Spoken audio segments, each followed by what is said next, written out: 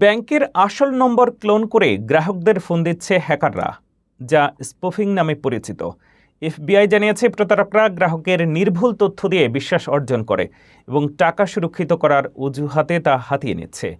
সম্প্রতি জেনিফার লিচথার্ড নামের এক নারী এভাবে $40,000 হারিয়েছেন।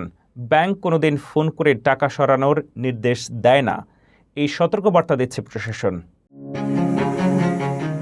আপনার মোবাইলে যদি ব্যাংকের কাস্টমার কেয়ারের নম্বর থেকে কল আসে এবং বলা হয় আপনার টাকা বিপদে আছে, তবে সাবধান। মার্কিন গোয়েন্দা সংস্থা এফবিআই এবং ফেডারেল ট্রেড কমিশন বর্তমানে ব্যাংকিং স্পুফিং নামক এক নতুন ও উন্নত জালিয়াতি নিয়ে জরুরি সতর্কতা জারি করেছে, যেখানে প্রতারকরা ব্যাংকের আসল নম্বর ক্লোন করে সাধারণ মানুষের জমানো লক্ষ লক্ষ ডলার হাতিয়ে নিচ্ছে।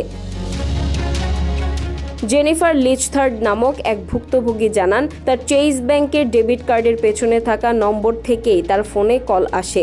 ওপাশ থেকে জনৈক ব্যক্তি নিজেকে ব্যাংকের ফ্রড ডিপার্টমেন্টের কর্মী এবং এমনকি এফবিআই এজেন্ট হিসেবে পরিচয় দেন। তারা জেনিফারকে জানান যে তার অ্যাকাউন্টে সন্দেহজনক লেনদেন হচ্ছে। আশ্চর্যের বিষয় হলো, প্রতারকদের কাছে জেনিফারের অ্যাকাউন্টের ব্যালেন্স এবং ব্যক্তিগত সব তথ্য একদম নির্ভুল ছিল। টাকা সুরক্ষিত করার কথা বলে তাকে একটি নতুন অ্যাকাউন্টে টাকা সরানোর পরামর্শ দেওয়া হয়। সরল বিশ্বাসে জেনিফার $40,000 স্থানান্তর করার পর দিনই দেখেন তার সব টাকা গায়েব।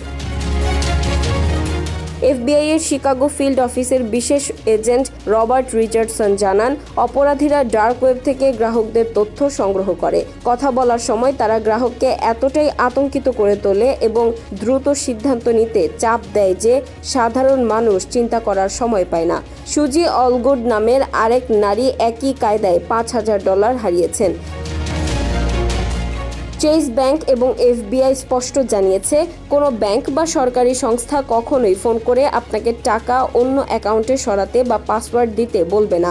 যদি কেউ আপনার টাকা সুরক্ষিত রাখতে ট্রান্সফার বা ক্রিপ্টোকারেন্সিতে পাঠাতে বলে, তবে বুঝবেন এটি নিশ্চিতভাবেই একটি প্রতারণা। জালিয়াতির শিকার হলে দ্রুত এফবিআই এর ইন্টারনেট ক্রাইম কমপ্লেইন্ট সেন্টারে রিপোর্ট করার পরামর্শ দেওয়া হয়েছে।